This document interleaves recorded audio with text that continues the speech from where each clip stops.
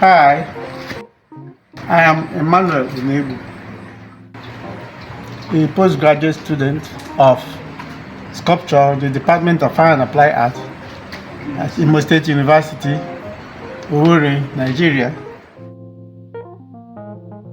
In front of me here is an artwork, a high relief sculpture work in fiberglass titled The Last Supper, Africanization of Igbo Christian Art Expressions.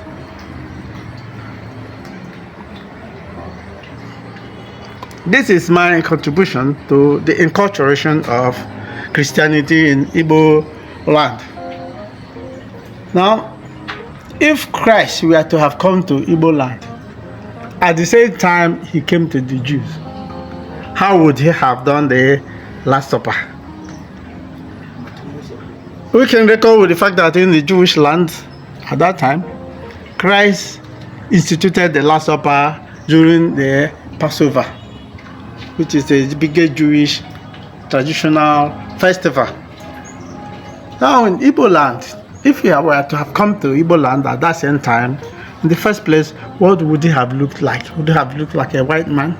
Would he have looked like a black man? He would have spoken Hebrew or English language? Would he have what?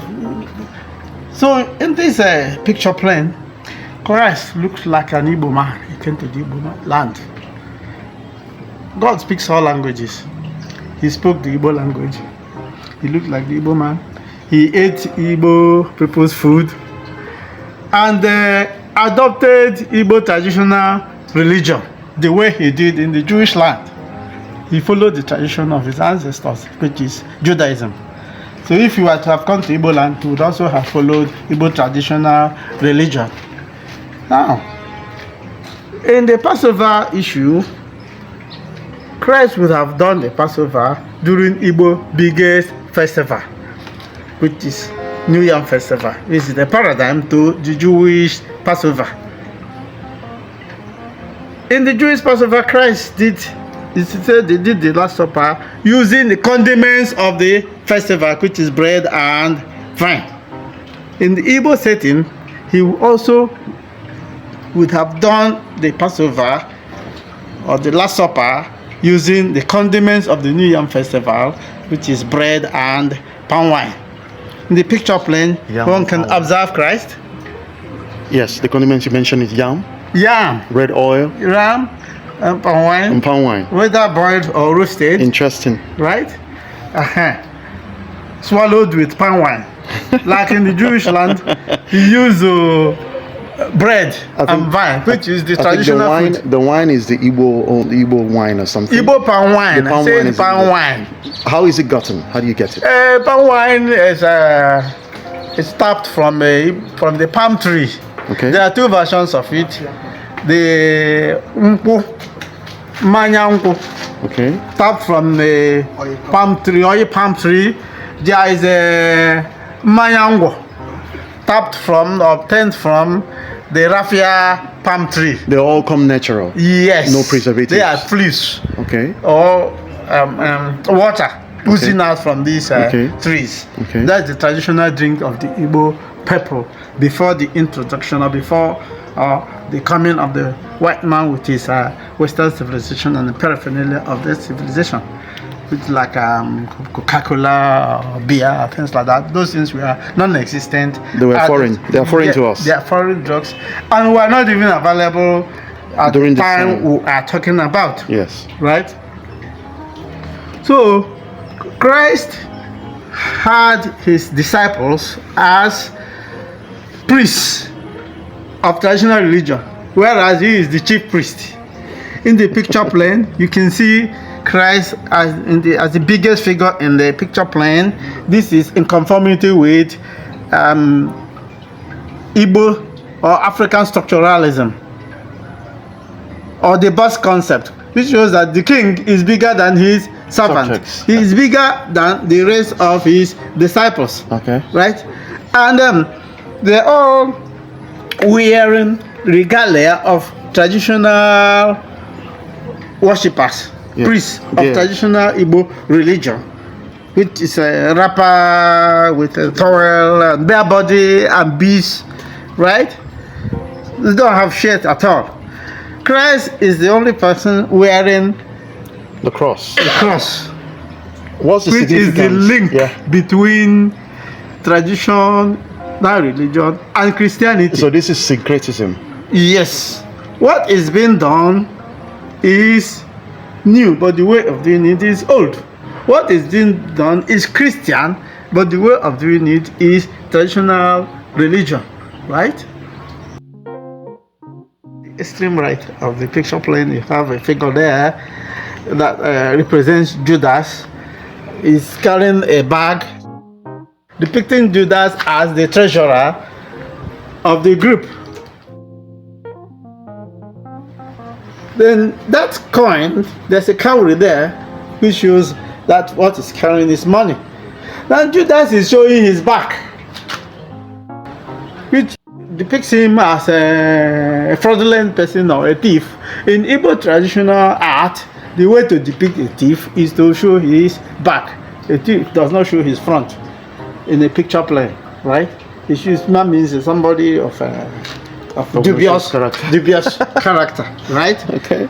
Yeah, you see Christ with a big yam tuba, a big calabash cup.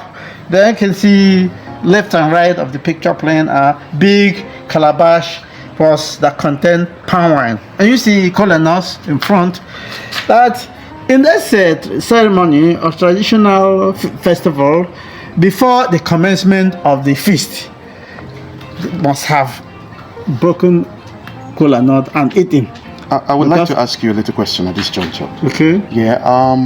This particular kola nut, Yes. is it of the Igbo extraction? Because I'm aware that the Hausa people have theirs. We have Igbo kola nuts. How can you describe the Igbo kola nut for us? How can one identify it? If I were to see a Hausa kola nut Yes. and an Igbo kola nut Yes. in the same bowl or something, how do I differentiate between the two? Igbo kola nut looks rustic and usually have so many dehiscent lines.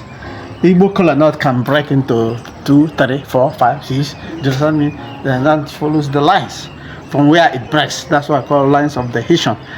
The Hausa Yoruba kola nut, which we call goro, has only one line.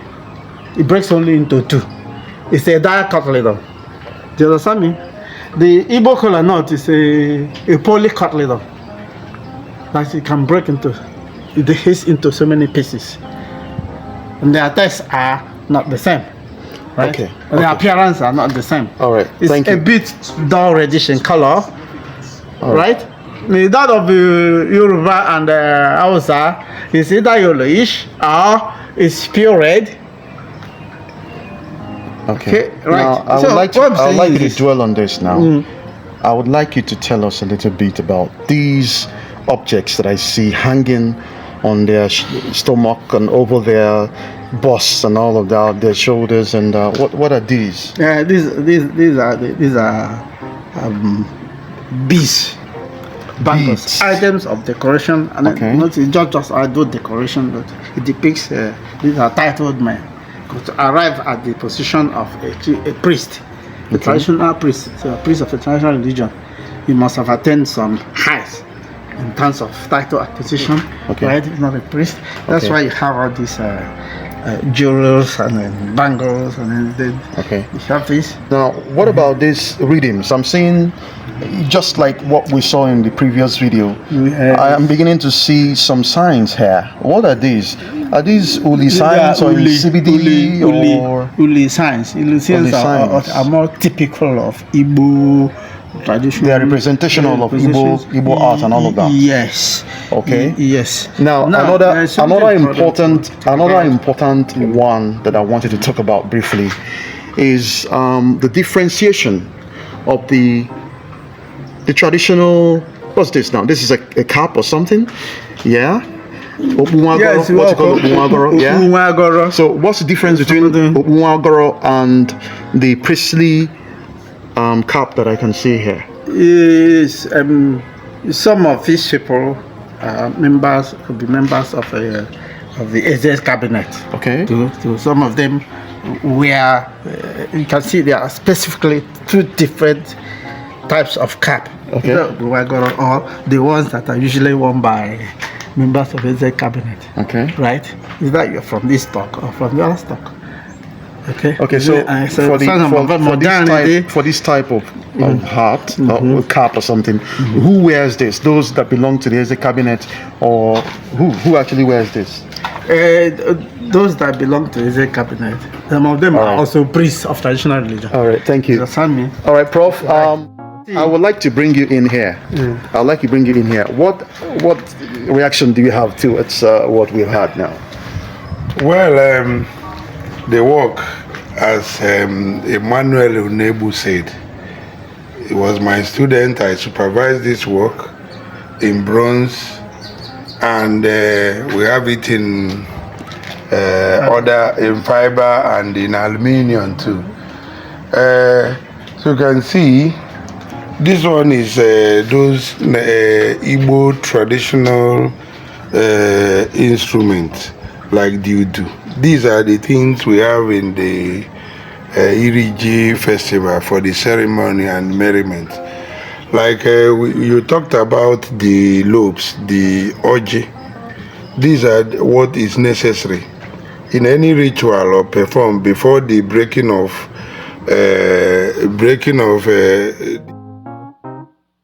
the yam, just like Jesus Christ did. The oji must come as part of the thing to show welcoming the disciples. That's why it's very, very important in Igbo land. The Hausa people sell it, the Yoruba people grow it, and the Igbo people eat it. So if you look at... I would like to ask you, I see something that looks like a rope here. What's the significance? I mean, I've seen this here. There's one rope here, and there's another one here. Tell us what significance there is. The rope is what they use in carrying the traditional calabash. Okay. And it's gotten from our own traditional plant. They call it diodo. Even in the Imo State, we have a place called Okwodo, where you find diodo. That's where they beat it, ferment it, process it, and bring out the yarns. They now, from the yarns, they weave it for this other thing. Then this cap, you see, the traditional Opunwa Goro, and some are red caps. These are the Igbo symbols we have. The Opunwa Goro is gotten from the symbol of the leopard. You know, the Igbo man likes leopard because it's more of a family caring animal, more than the lion itself. The lion, the big lion, protects the environment. Is the lioness that goes out for hunting. But for a leopard goes for hunting, protects the family. He does almost everything. So that's why the Igbo man is more familiar with the leopard. All right, Prof. What's your impression of this work? When you look at this, what quickly comes to your mind when you look at this particular work that Emmanuel Unegbu produced? Once again, I'm Professor Okechi Dominic Azuike from Department of Geography and Environmental Management, Imo State University here, we're in Nigeria. It's a very impressive work, and it speaks to what has been said here about syncretism. The idea that cultures have been fused here. There's a cross-cultural element here where traditional Christianity has been sort of fused with Igbo traditional religion. But looking at it generally, even though the early church found it very difficult to accept acculturation of the church, accepting symbols that were essentially seen as paganistic within the church. But you see, what we know today, we know that the church actually is a universal concept, and elements of cultures found in all places can actually be brought into the church. It is now a wonderful thing that the church has accepted to blend into different cultures and their cultural elements. Here what we see are 12 men and then the Christ. So it's an all-male affair. in today's world, it is hardly admissible. So it's not gender sensitive. That you have such a gender insensitivity. Oh my goodness. But that's what we have here, and it's okay. It's a beautiful artwork. Okay, finally, I would like to ask, what's this? What's this symbol here? What does it stand for? This particular, just hanging over the head of Christ. What does it stand for? I think it's a form of a halo, signifying that there's something divine about him, and is quite different from the other persons here. Okay. Yeah. Okay. All right. Thank you, everyone, for your time. Thank you for this very wonderful time of exposition. And what else can I say? It was educative, it was informative, and it was entertaining as well. Thank you. Thank you so much. Thank you very much. Thank you.